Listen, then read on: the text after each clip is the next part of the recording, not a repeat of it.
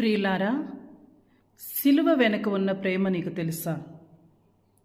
ఈ లోకం చాలామంది సిలువను ఒక గుర్తుగా చూస్తారు. కానీ నిజం ఏమిటంటే అది ఒక ప్రేమ కథ. సిలువ అంటే శిక్ష కాదు, సిలువ అంటే త్యాగం. సిలువ అంటే ఓటమి కాదు, సిలువ అంటే విజయం. ఒక మనిషి కోసం కాదు, ప్రపంచం మొత్తం కోసం తన ప్రాణమిచ్చిన ప్రేమ. అదే సిలువ. ఎవరు నిన్ను అర్థం చేసుకోకపోయినా, ఎవరు నీ బాధను చూడకపోయినా, సిలువ మీద ఉన్న యేసయ్య నీ కోసం చనిపోయాడు. సహోదరి సహోదరుడా, నీ కన్నీళ్లకు విలువ ఉంది, నీ జీవితానికి అర్థం ఉంది నా ప్రియ సహోదరి సహోదరుడా. ఎందుకంటే సిలువ చెబుతుంది నీవు విలువైన వాడవని. సిలువను చూస్తే బాధ గుర్తుకు రావద్దు, ప్రేమ గుర్తుకు రావాలి నా ప్రియ సహోదరి సహోదరుడా. మరి ఈ యొక్క సిలువ మీద జరిగినది ఓ సాధారణ మరణము కాదు.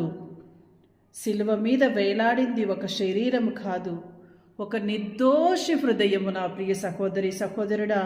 కొట్టిన ప్రతి గుద్దు, వేసిన ప్రతి ముళ్ళ కిరీటం నీ పాపాల ధర. అతను తప్పు చెయ్యలేదు, కానీ శిక్ష తీసుకున్నాడు. ఎందుకంటే నిన్ను విడిచిపెట్టలేని ప్రేమ అతనిది.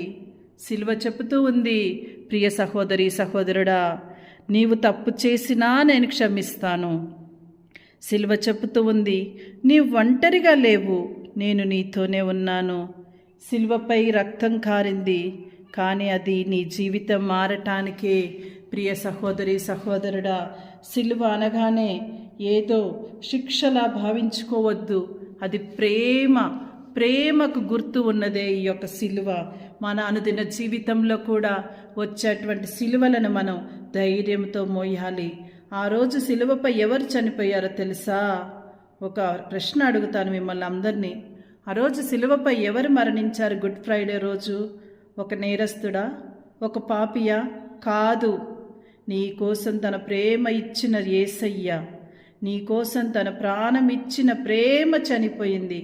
ఆ ముళ్ళ కిరీటం నీ ఆలోచనల కోసం, ఆ గాయాలు నీ పాపాల కోసం, ఆ రక్తం నీ రక్షణ కోసం.